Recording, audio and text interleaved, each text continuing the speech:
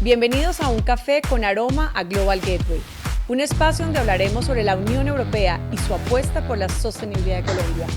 Hola, hoy estamos en nuestro segundo capítulo, nuestro segundo podcast. Si recuerdan, el pasado fue con el embajador de la Unión Europea hablando de esta gran apuesta de la Unión Europea por la sostenibilidad. Y hoy tengo una gran invitada, además es amiga, colega, Mónica Gasca. Gracias por estar aquí. Ella ni más ni menos fue presidenta de la Asociación de Hidrógeno. Uno de los sectores más importantes es la energía. Hoy vamos a hablar de hidrógeno, de energía, de transición energética. Por eso la invité hoy a estar acá. Moni, qué rico y muchas gracias por participar en este espacio. Un café con sabor a Global Gateway. Gracias, Diana, gracias por la invitación. La verdad es que todo el programa de Global Gateway y todas las iniciativas me encantan, entonces estoy feliz de estar acá tomándome este café. Antes de hablar de energía, de hidrógeno, que es complicado, ¿quién es Mónica? Bueno, Mónica es en este momento de su vida mamá de Agustín, es mi rol principal. Soy economista también, profesional en finanzas y llevo más de 10 años en el mundo energético, apasionada por la transición energética. Creo que en mi carrera hice la transición energética, empecé trabajando con las plantas térmicas y hoy en día estoy muy enfocada en el hidrógeno. Entonces, bueno, esto es lo que me apasiona desde que empecé a trabajar. ¿Cómo llega una mujer en un ambiente tan machista a hablar y a presidir una organización tan importante como la Asociación de Hidrógeno en Colombia? Bueno, yo creo que sí hay como un destino. Ajá. Yo empecé mi carrera y la verdad no iba a trabajar en energía, yo quería un primer trabajo que me pagara mucho dinero. Y en ese momento estaba entre una empresa de consumo masivo y Ajá. un gremio de generadores térmicos que pagaba mucho menos por hacer solamente la pasantía. Pero tuve un angelito, un señor en mi universidad me dijo, oiga, el mundo energético es muy difícil de entrar, es un mundo cerrado, es un mundo pequeño, no le van a pagar muy bien en su pasantía, pero seguramente le va a ir muy bien en su carrera profesional. Y efectivamente, entré, hice mi pasantía ganándome el mínimo, que en ese entonces eran Era un montón de 500.000 plata. pesitos, pero era un montón de plata. Y aquí estamos 10 años después, estuve con los térmicos, después estuve con los renovables y después, imagínate que siempre había dicho como yo quiero trabajar en una multinacional, Ajá. porque la asociación meta. donde yo empecé era pequeñita. Entonces siempre dije, no, yo quiero una empresa grande con todos estos beneficios, la gente viaja, les pagan un montón de cosas y me dieron la oportunidad, me ofrecieron un trabajo en Ernst Young, entré. 6 meses en Ernst Young, yo estaba feliz en el mundo de la consultoría y un día estábamos en estos ejercicios de conectémonos con todos los de la consultoría a nivel global y abrimos el LinkedIn y bueno, conectémonos entre los que estamos en la reunión y me sale Diego Mesa. Y yo dije, bueno, pues en ese momento Diego era el viceministro de Energía de Colombia, entonces yo dije, bueno, pues este señor es muy importante para el sector donde yo trabajo, lo voy a agregar, lo agregué. Y de un momento a otro Diego, hola, me han hablado varias veces de ti, tengo un puesto de asesora en el ministerio, si te interesa, mándame tu hoja de vida. Y yo, pucha, 6 meses en EY y me están ofreciendo esto. Entonces, bueno, con todo el miedo fui y le dije a la que era mi jefe, como, oiga, qué pena, me están diciendo esto, yo voy a mandar la hoja de vida. Sé que llevo poquito tiempo, pero pues me voy a arriesgar. Y ella la verdad es que fue la mejor jefe del mundo. Me dijo, no te preocupes, las puertas siempre van a estar abiertas para que vuelvas a trabajar conmigo, ve y aprende, crece profesionalmente y vuelves. Y bueno, empezó todo Tu carrera sí, ya en sector público, en sector energía, público, hidrógeno. que completamente distinto a lo que yo quería de multinacional, ¿no? Nada de lujos, o sea, yo llegué al ministerio y fue como, bueno, en mi computador, no hay. Espere, buscamos a ver quién le da un computador. Pero la verdad es que el sector público es muy enriquecedor. Okay. Ver cómo lo que uno hace sentado en un escritorio cambia la vida de las personas cuando empezamos a hablar ya de transición energética. Es muy enriquecedor y es diferente a lo que uno hace en el sector privado, que a veces, sobre todo en consultoría, pues son proyectos que quedan ahí y que muchas veces uno no ve como la implementación de esos proyectos. Y bueno, después de 4 años casi en el gobierno, aprendiendo de todo, de liderazgo, de manejo de equipos, también de manejo de presión, porque uno trabaja pues corriendo. Yo me acuerdo que la ministra María Fernanda en las reuniones directivas tenía un conteo de días. Entonces entrábamos a la reunión Claro, y es que decía, cada día faltan cuenta. 200 días. Claro. Y uno, Dios mío, faltan 200 días para dejar todo lo que queremos dejar listo. Después de eso, entonces yo debo admitir que me quería ir a trabajar a Ecopetrol. Ajá. Tenía muchas ganas. Y me ofrecieron la asociación de hidrógeno y mi primera respuesta fue no. Okay. En ese momento Engie era el presidente de la asociación y mi primera respuesta fue no, yo estoy como comprometida con Ecopetrol. Y Diego después me hizo cambiar de opinión y me dijo, no, pero usted está liderando este tema desde el ministerio, sacó adelante la hoja de ruta, como así que no se va a ir para la asociación. Y bueno, terminé de presidente de la Asociación de Hidrógeno casi 3 años. Wow. Haciendo una labor increíble, Moni. Yo me acuerdo cuando te vi hablar en esos congresos, con esa propiedad, con esa inteligencia, y esa Moni ahora pasa a trabajar con la Unión Europea de entidad en entidad. ¿Cuál es ese reto que tienes ahora desde las eurocámaras, desde trabajar con el sector privado, con la Unión Europea en la estrategia de inversiones sostenibles Global Gateway? Bueno, yo siempre admiré tanto el personal que trabaja con la Unión Europea como lo que es la Unión Europea y su importancia para Colombia y para Latinoamérica en general. Y pues trabajan en los sectores que yo siempre como que me he movido, ¿no? Transición energética, movilidad sostenible, y ahora mi rol va a estar muy enfocado en cómo hacemos que esa inversión del sector europeo pues primero se haga, pero se haga de una forma eficiente, que las empresas quieran venir a desarrollar en Colombia, y cuáles son esos negocios que podemos desarrollar, ¿no? Y ahí yo creo que hay mucho por hacer. Colombia es un país que llama mucho la atención, es un gran reto, pero bueno, a mí me encantan los retos, entonces estoy lista. Entremos en materia. Energía es uno de los sectores claves, como tú dices, y se habla mucho de transición energética. ¿Qué es eso? En palabras de Dummies. De Dummies, yo creo que la transición energética es el cambio de la energía que utilizamos. Okay. Y no es un cambio porque a veces uno escucha, saquemos unos combustibles, metamos otros, no, es ir incluyendo los nuevos combustibles que son limpios, que nos van a permitir seguir teniendo todos los beneficios que tenemos hoy en día, nuestros carros, nuestros celulares, todo el mundo, digamos, energético, pero de una forma limpia. Entonces sí vamos a ver en un futuro que vamos a seguir utilizando combustibles líquidos, un poquito de carbón, pero la masa de la energía, la gran cantidad de energía que vamos a consumir va a venir de energías renovables o de hidrógeno o de sus derivados. Tocaste la palabra estrella, hidrógeno. O sea, si transición energética es difícil de entender, hidrógeno aún más. Y se dice que Colombia tiene un gran potencial. Y se habla de hidrógeno verde, de hidrógeno azul. ¿Qué es el hidrógeno? El arco iris del hidrógeno. Bueno, el hidrógeno es como el gas natural que tenemos en la casa, pero sin emisiones. Es completamente limpio.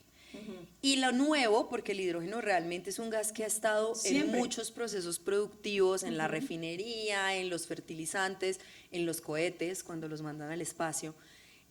Lo nuevo es que ahora tenemos una tecnología que lo produce sin generar emisiones de carbono. Entonces esto es lo que llamamos el electrolizador, que es una máquina, es principalmente una máquina que electrocuta la molécula de agua y la parte en dos. Sale por un lado el oxígeno y por el otro lado el hidrógeno, y ese hidrógeno pues es completamente limpio, lo podemos utilizar en estufas, lo podemos utilizar en carros, lo podemos utilizar para hacer fertilizantes verdes, para el proceso de refinería, entonces hay muchos usos. Y la verdad es que el hidrógeno, como es un gas que ya existe hace mucho tiempo, pues ya tiene unos usos que lo van a ayudar a ir entrando a nuestra vida en común. Justo ayer estábamos hablando con una empresa de que Yara, la multinacional de fertilizantes, ya tiene un proyecto de café sostenible, un café con 60% menos de huella de carbono. ¿Y esto cómo lo logran? Con un amoníaco verde que viene de hidrógeno verde. Okay. Y cuando hablamos del potencial de Colombia, se habla también de una cantidad de hectáreas, de posibilidades, hasta de exportación de hidrógeno por parte de Colombia. ¿Cómo ves tú el sector a futuro? Colombia tiene mucha posibilidad en el hidrógeno verde, que es el hidrógeno que viene de energías renovables, y ahí es donde está nuestra ventaja. Colombia no solamente tiene luz y viento, sino que tiene agua. Y nuestra matriz cada vez va creciendo ese porcentaje de fuentes limpias. Entonces podemos producir un hidrógeno bajo en emisiones y nuestras industrias no consumen tanto hidrógeno como el que podemos producir. Entonces ahí hay una oportunidad importante de mandar esa energía limpia a otros países del mundo. estamos acostumbrados a ver el mundo como los hidrocarburos y exportamos petróleo y carbón, y ahora el futuro va a ser, vamos a exportar amoníaco o metanol que vienen del hidrógeno y que son energías limpias. Todo eso se traduce al final y al cabo en sostenibilidad, ¿no? Claro que sí. En tener ese planeta por el que todos estamos trabajando y que es como también el fin último de la estrategia Global Gateway. Si habláramos de proyectos concretos, ¿cuál es la presencia de la Unión Europea en energías renovables en Colombia? ¿Cómo ves tú nuestra participación y el poder y el interés de Europa en Colombia? En energías renovables yo creo que las empresas europeas han liderado el tema en Colombia desde el principio. Empresas como Enel, empresas por ejemplo como Viridi, son empresas europeas que han venido aquí a traernos ese conocimiento de cómo desarrollar las energías renovables, y que ahora, por ejemplo, Viridi está incursionando en el tema del hidrógeno también en Colombia. Tienen un proyecto en La Guajira, que es un proyecto muy bonito que planea exportar metanol hacia Europa.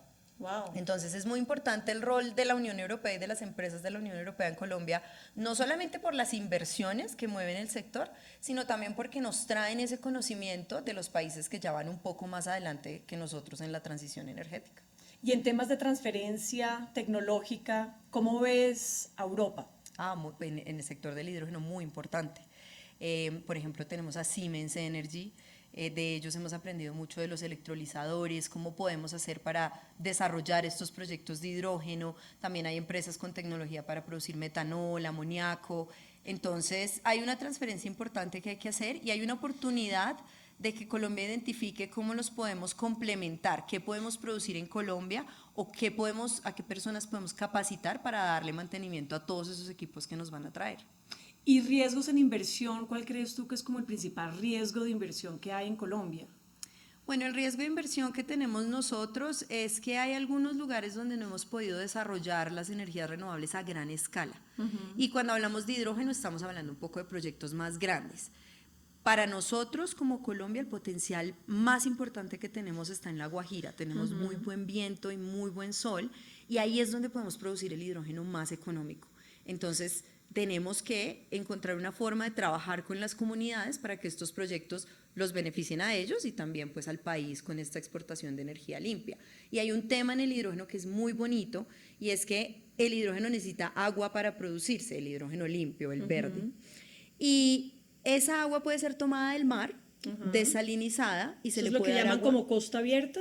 Es costa afuera en algunas ocasiones con las turbinas en el mar, pero también el hidrógeno para el electrolizador toma agua, y esa agua la puede tomar del mar, uno le quita la sal y le puede dar agua potable a las comunidades. Y eso en Guajira pues sería muy importante. No, pues un cambio social, una transformación de impacto realmente. Sí. Moni, tú me imagino que has visitado muchos proyectos como desde la asociación y en toda tu carrera. ¿Cuál es ese proyecto de energía que llevas en el corazón, que te impactó, donde realmente tienes como unos aprendizajes grandes? Bueno, en pandemia fuimos a varios solares en el país, que uno ve cómo la energía solar llega a la mitad de la selva y a la gente le cambia la vida, es muy bonito. Uno da por sentado que uno carga el celular, tiene la nevera, pero estas personas que nunca han tenido energía y por primera vez tienen una nevera dicen, oigan, voy a vender helados. Y es un emprendimiento económico. Entonces esos proyectos son muy bonitos, proyectos como La Loma también, que son proyectos que empresas grandes están sacando adelante en Colombia. Y yo creo que el hidrógeno nos va a traer más oportunidades de proyectos en lugares un poco más industriales, pero que también van a hacer que la energía verde de Colombia llegue a todos los lugares del mundo. Yo creo que a veces como tomadores de decisión, pues tú cumples un rol, pero nosotros como consumidores cumplimos otro. ¿Qué, por ejemplo, le podrías decir a las generaciones jóvenes? Porque nuestra campaña Yo Tengo el Poder está dirigida a los jóvenes, a hacer una transformación realmente de impacto social. ¿Qué 3 consejos en materia de energía les darías hoy a los jóvenes que sean reales, cumplibles y posibles de hacer? Bueno, 3 consejos. El primero, la responsabilidad es de todos. No podemos hablar de transición energética sin ponernos la mano en el corazón y decir, yo también necesito desconectar el enchufe del celular antes de irme de la casa. Si uno piensa que eso no significa nada, uno también tiene que ser responsable de sus acciones, sería el primero. El segundo, ser un poco más consciente de su día a día. Por ejemplo, yo me baño en 20 minutos, es algo que también trato de cambiar todo el tiempo. Sí. Dicen que una canción, ¿no? Sí. Dicen que uno debería bañarse máximo una canción. Yo la pongo, pero pasa el tiempo y sigo ahí bañándome y es complicado. Y yo creo que el tercero es empezar a mandar el mensaje más allá, ¿no? Los que tenemos hijos también, que somos jóvenes, pero también tenemos hijos, cuidar a nuestros hijos y criar a nuestros hijos con esa mentalidad de sostenibilidad y del cambio climático es responsabilidad de todos. Es muy importante. Yo creo que a veces el mensaje de cambio climático queda como por allá, esto es de las grandes empresas, esto es de los gobiernos, y no, el mensaje es esto es de todos. Cada uno de nosotros con ese granito diario que pone nos ayuda a salvar el planeta. ¿Cuáles son las iniciativas más importantes para el 2026 en temas energéticos y de hidrógeno? En temas energéticos, seguir creciendo la matriz de renovables. En Colombia vemos muchos proyectos Cuando hablas de solares. renovables, ¿cuáles son ese tipo de energías? Principalmente en Colombia, solar y eólica. Entonces, esa energía del viento, esa energía que podemos tomar del sol, aprovecharla al máximo. Y tratar de complementar con la energía hidráulica que todavía tenemos para expandir en Colombia, para hacer el mix perfecto, ¿no? Y eso nos va a ayudar también a producir un hidrógeno muy limpio.